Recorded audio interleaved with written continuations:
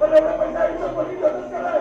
तो तिथं आहे. तू इथं आहे. तू इथं आहे. तुम्ही तिकडे जा.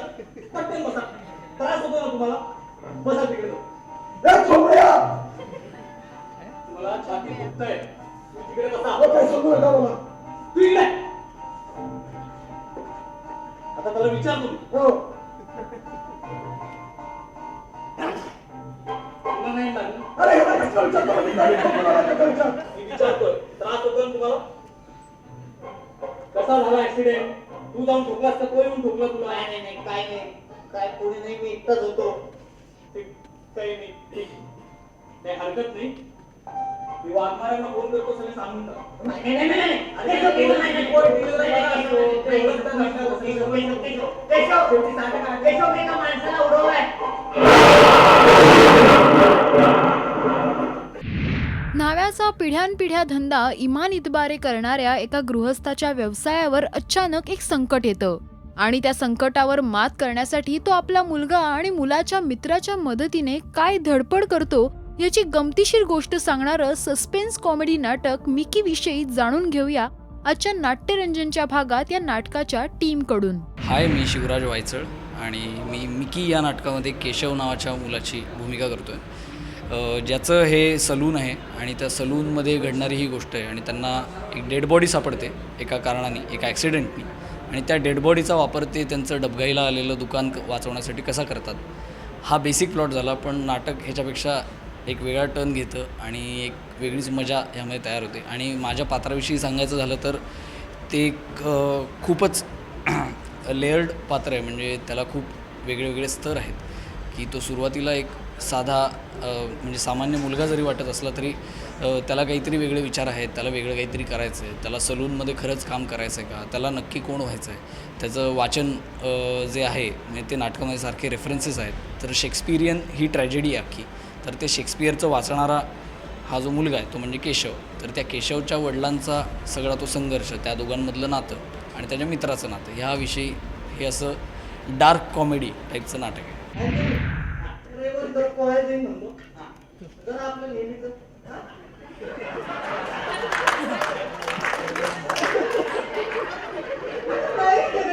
फक्त जाऊ कसा मागच्या वेळी कधी गेला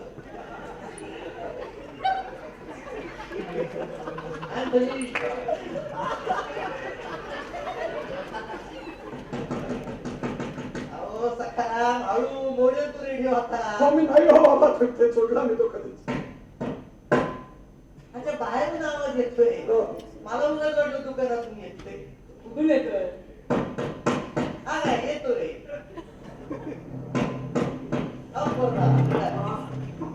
येतो.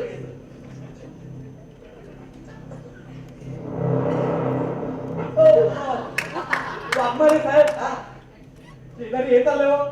काम नागपूरची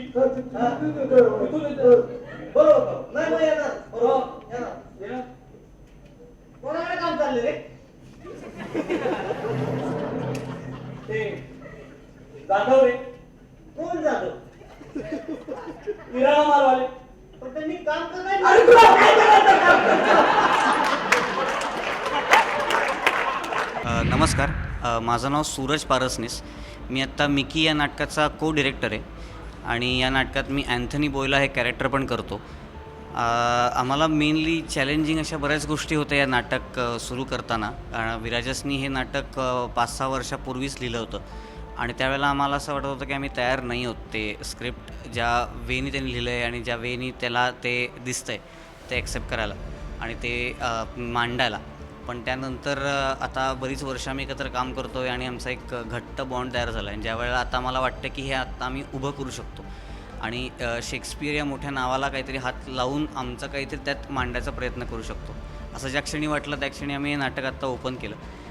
अँथनी बोयला हे गोव्याचं कॅरेक्टर आहे आणि तो सखाराम आणि केशव या दोघांबरोबर केस कापण्याच्या त्यांच्या सलूनमध्ये काम करतो आणि त्याला खरं तर काही फारसं येत नाही, पण तरी तो तिथं आपला काहीतरी करायचा प्रयत्न करतो आहे. आणि कसं त्याच्यामुळे काहीतरी घडतं नाटकात आणि सगळं कशा प्रकारे सगळं बदलत जातं असं ते सगळं कॅरेक्टर आहे आणि ते मला करताना खूप मजा येते. माझ्याकडनं खूप विराजसनी काम काढून घेतलं आहे, कारण दोघंही डिरेक्टर असल्यामुळे ऑन स्टेज आम्ही एकमेकांना डिरेक्ट करत करत करत ते आम्ही बांधलं आहे.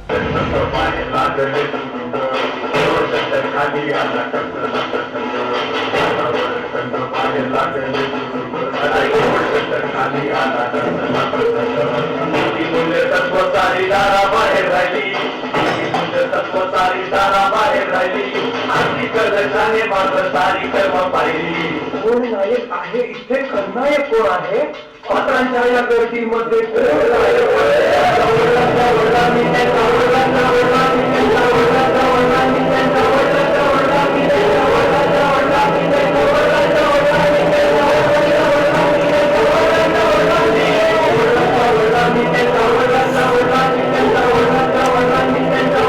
नमस्कार, मी विराजस कुलकर्णी. मी मिकी ह्या 2 अंकी नाटकाचा लेखक, सहदिग्दर्शक आणि त्यातला एक कलाकार असा आहे.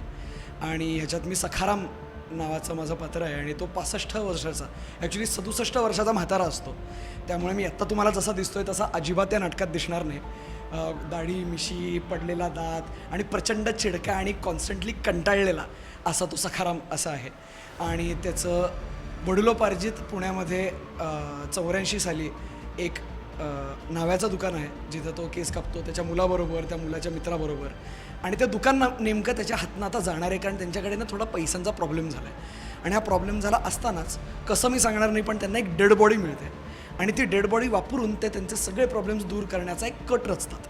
आता हा कट सक्सेसफुल होतो नाही होतो, त्याचं काय होतं आणि ती डेड बॉडीचं शेवटी कशी विल्हेवाटला होतात हे या नाटकामध्ये आम्ही दाखवलं आहे. आणि ह्याच्यात एक छोटासा शेक्सपियरन टच आहे, कारण हॅम्लेट आणि किंग लिअर याच्या तुम्हाला थोड्याशा छटा या नाटकामध्ये दिसतील.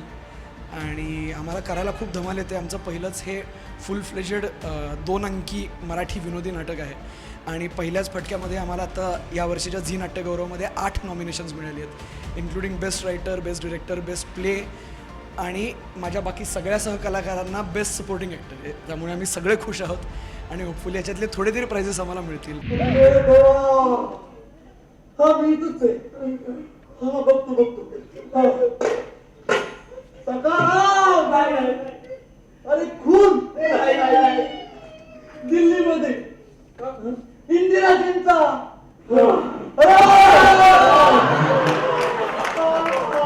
अरे दिल्लीमध्ये इंदिराजींवर कोणतरी गोळ्या चालवल्या गेल्या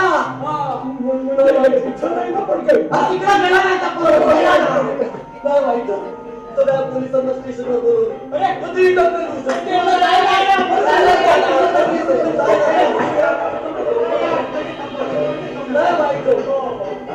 काय बाईची तणाव आता पुण्याला आल्याने सगळी व्यवस्था आली गेली.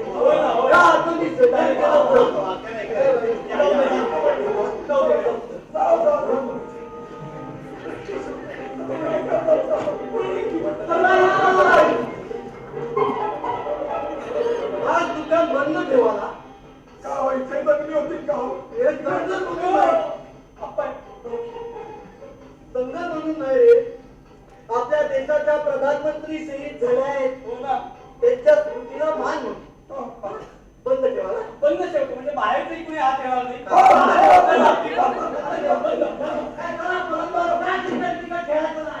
नमस्कार, माझं नाव गौरव बर्वे. थिएटरॉन निर्मित मिकी या नाटकात मी मिकी याच पात्राची भूमिका करतो. ॲक्च्युली अख्खं नाटक ज्या पात्राभोवती फिरतं किंवा ज्या पात्रामुळे घडतं असं हे मिकी नावाचं पात्र या नाटकामध्ये आहे. फार सांगण्यात काही अर्थ नाही, कारण तीच मजा आहे खरं नाटक बघण्याची. पण एवढी नक्की गोष्ट आहे की खूप वेगळं पात्र आहे हे. नाटकात बाकीची जी पात्रं आहेत ती थोडीशी रिअलिस्टिक आणि आजच्या काळात म्हणजे आपल्या आजूबाजूला दिसणारी पात्रं आहेत. पण मिकी हे जे पात्र आहे या पात्रामुळे अख्खं नाटक घडतं आणि या सगळ्याच बाकीच्या पात्रांमध्ये एक बदल घडतो. आणि मग काय गंमत होते हे बघायला प्रेक्षक येतील आणि तुम्ही नक्की या नाटक बघायला. मिकी हे नाटक तुम्हाला कसं वाटलं हे कमेंट्समध्ये नक्की लिहा. मराठी नाट्यसृष्टीचे अपडेट मिळवण्यासाठी पहा आणि सबस्क्राईब करा राजश्री मराठी. अरे एवढ्या वर्षांपासून ना त्याला कोणी बघितला ना त्याचा कधी. हा 2 वर्षांपूर्वी त्याच्याशी मी फोनवर बोललो होतो. अरे पण तेव्हा तो चेन्नई मधला कुठला तरी इस्पितळामध्ये मुळाच होता रे. तेव्हाच व्हायचं ते सगळ्या मला खात्री आहे. काय ते तुम्ही म्हणतो आपण तुम्ही असं खात्रीने कसं बोलू शकता? कदाचित तो जिवंत असेल, तो इकडे पुण्याला आला असेल, तुम्हाला भेटायचं असेल, आपली गाडी पाहिली, हात दाखवायचा प्रयत्न केला, ह्यांनी पाहिलं नाही आणि उडवला आणि गेला. मी तुमच्या भावाला मारलं. हं? मी तुमच्या भावाला मारलं. डोकं चालवायचं काय ऐकतो तुम्ही? अरे केशव, अरे हे एवढा मोठा योगायोग नाही होत रे बाबा. आप्पा याहूनही मोठे योगायोग झालेत या जगात. ते काही असो, हा विकास नाहीये माझा. एक मी ओळखतो ना त्याला. आप्पा आप्पा मला माहिती आहे, तुम्ही लहानपणापासून त्याला पाहिले, म्हणजे तो लहानपणीच पळून गेला होता, मग 23 वर्षाचा असताना परत आला आणि परत पळून गेला. मग आधीमध्ये ती काय भेट झाली ती झाली. त्यानंतर तो इतक्या वर्षांनी असं ज्या चेहऱ्याशी आल्यावर तुम्ही त्याला ओळखणं अशक्य आहे आप्पा. अरे बबड्या, मी तुला सांगतोय, हा विकास नाहीये म्हणजे नाहीये म्हणजे नाहीये. हो का? मग याच्या खिशात मला हे विकास करण्याचं ड्रायव्हिंग लायसन्स कसं मिळालं? हे बघा, लायसन्स जुना आहे, फोटो नाहीये, पण नाव मात्र स्वच्छ लिहिलंय, विकास गजानन चव्हाण. बरोबर की नाही? खिशात मिळालं वाटतं. विकास, विकास, विकी. अरे भाई, अरे हा कसा चालू का? तू लगेच कधी असं करतोय मला? हे कसं झालं ते? अरे ती गाडी विकत घेतली तेव्हा हा आधीच पळून गेला होता. हा कशी ओळखायची गाडी? आणि गाडी न ओळखता आपल्याच गाडी खाली एवढा योगायोग